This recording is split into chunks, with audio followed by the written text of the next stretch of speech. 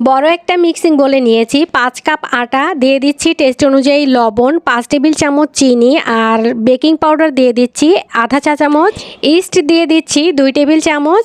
সবগুলো শুকনো উপকরণ খুব ভালো করে মিশিয়ে নিব। এরপর দিয়ে দিচ্ছি হালকা কুসুম গরম পানি। হালকা কুসুম গরম পানি অল্প অল্প দিয়ে একটা ডো তৈরি করে নিতে হবে। ডোটা এমন হবে বেশি শক্তও না বেশি নরমও না।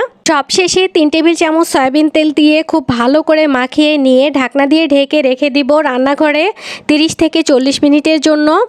30 মিনিট পর নান রুটির ডোটা ফুলে ডাবল হয়ে গিয়েছে, তো আমি ছোট ছোট করে লেচি কেটে নিচ্ছি আর লেচিগুলো গোল করে একটু সময় রেস্টে রেখে দিব, 5 থেকে 7 মিনিটের মতো সময়। রেস্টে রাখার পর একটা লেচি নিয়ে শুকনো আটা ছিটিয়ে দিয়ে আমি রুটি বেলে দেখাচ্ছি যে রুটির পুরুত্বটা কেমন হবে। রুটিটা একেবারে পাতলা করেও বেলা যাবে না, আবার একেবারে ভারী করেও বেলা যাবে না। তো রুটিটা আমি বেলে নিয়েছি। এখন আগে থেকে একটা তাওয়া গরম করে নিয়েছি হাই ফ্লেমে। রুটিটা দেওয়ার পর চুলার তাপটা লোতে করে দিয়েছি আর ঢাকনা দিয়ে ঢেকে দিয়েছি 10 সেকেন্ডের মতো সময়। এরপর 1 মিনিটের মতো সময় রেখে নান রুটিটা উল্টে দিলেই কিন্তু পারফেক্টভাবে ফুলে যাবে।